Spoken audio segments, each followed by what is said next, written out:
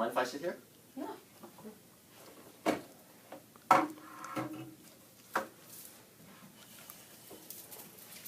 So what'd you bring for lunch today?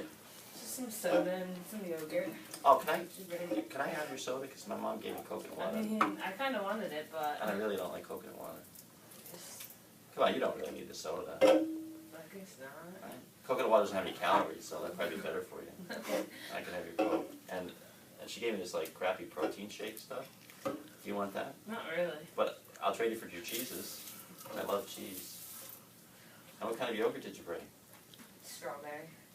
You want to trade? Because I had banana. Banana's like really disgusting, and I love strawberry. Not really. Thanks. That's great. Great. So how are things going at school? They're good. Yeah? Yeah. How are your classes going? They're fine. Yeah? I heard you failed your test the other day. Is that true? No. No? No. Your science test? I did fine. I thought Sarah told me you got like a 40% or something. No. No? No. So you're passing all your subjects? Yeah. Yeah? And is it true that you tried out for cheerleading and you didn't kind of get on the squad? No. No? So you're a cheerleader? Yeah. Yeah? Oh. Sarah told me that you didn't get on the squad. No, I did. You did? Yeah. Yeah? You want to do a cheer for me? Not really. Come on, cheer for me, cheerleader. Come on. No. Bullying is a persistent, repeated, unwelcome behavior over time using negative actions. The difference between a peer and a bully is that a peer is equal in the same social standing of oneself, as bullying lacks the elements of equality and free choice. The purpose of bullying is to show an audience that they have power and control. Bullying can start as early as kindergarten and continue through adolescence, even in the workplace. The goal of every school should be to teach the students that bullying is not socially acceptable. 30% of bullying is physical and 70% is mental.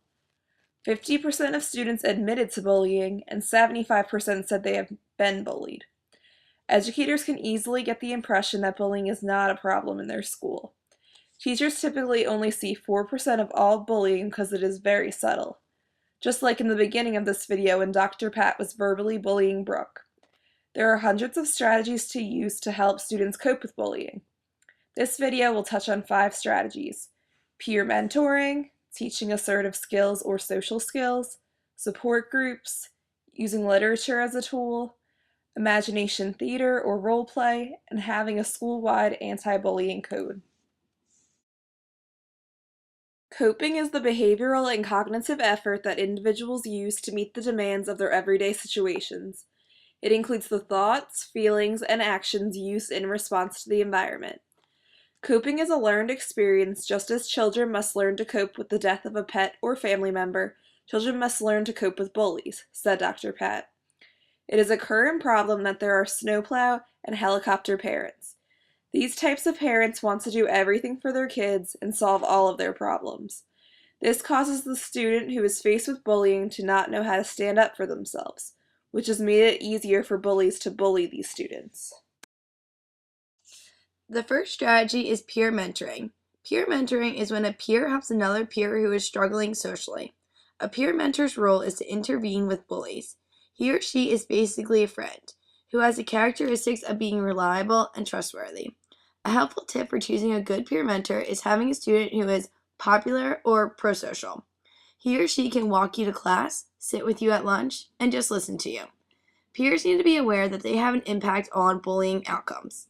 In a recent study by Educational Leadership, students who attempt to intervene with bullying are successful 50% of the tries. However, the problem is that peers only stand up to bullies less than 20% of the time. A child having one good friend can help prevent bullying. The second strategy is teaching assertive skills, social skills, and how to implement social groups while teaching these skills. Teachers need to model and teach their students how to have high self-esteem. Typically, students with high self-esteem do not tolerate bullies. Teachers need to catch students who have low self-esteem when they accomplish a goal and provide them encouragement. Another tip for teachers is to give students positive feedback to make them feel comfortable in their own skin so they can have the power to stand up for themselves.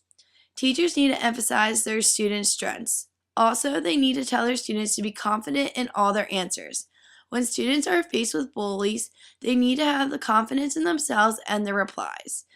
When teaching how to use assertive skills or understanding social skills, many schools use social groups. Social groups are formed by teachers suggesting to the counselor students that seem to struggle socially. These social groups have an open door policy.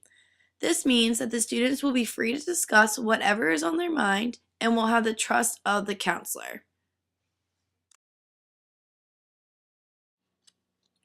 The third strategy is using literature in the classroom to teach about bullying and victims. There are two crucial components of using literature in the classroom.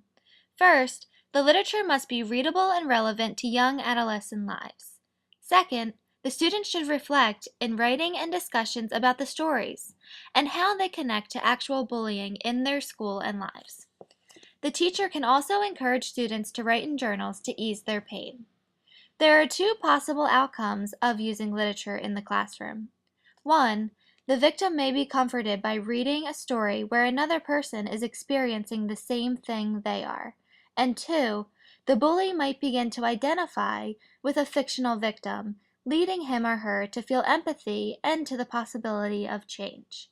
Some examples of books that you could use are Shortcut by Nancy Werland, which is about victims of bullying finding confidence and power in creating their own alliance.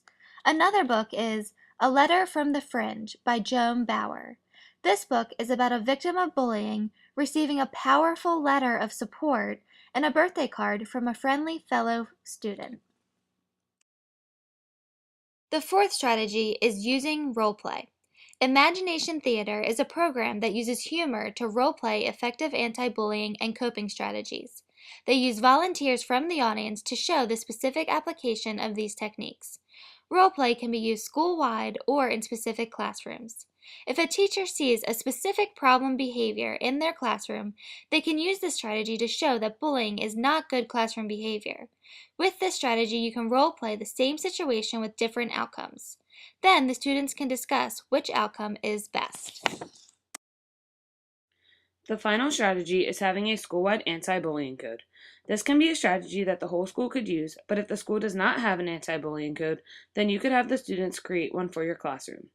An anti-bullying code displays the rights of students to be treated with respect, to be accepted in the school community, to say no to an uncomfortable situation, to not have their physical space violated, and to have their personal property protected.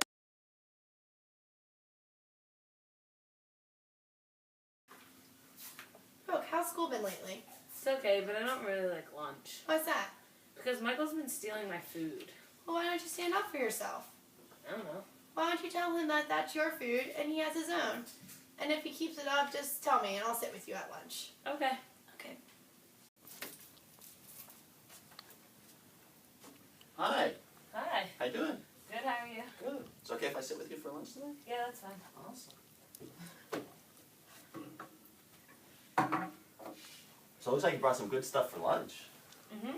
Yeah, my mom never really packed me good stuff. She thinks that like I should eat all this healthy stuff, and I don't really like healthy stuff. So like she packed me this coconut water. Have you ever had coconut water? Yeah. Yeah, it's kind of disgusting. It's not that bad. So you want to trade? Because I really love Diet Coke, and I don't really like coconut water. So Not really. you don't want to trade? No. No? I don't mind when you sit with me, but I really don't like when you take my food. Okay. I'm sorry. As you just saw in the video, Colleen gave Brooke confidence and advice to stand up to Dr. Pat. This is a good example of how a student can cope with bullying and learn to use their assertive skills. Although bullying should be stopped, it cannot always be seen and prevented. Teaching students how to cope with bullying is the best solution for modern-day schools.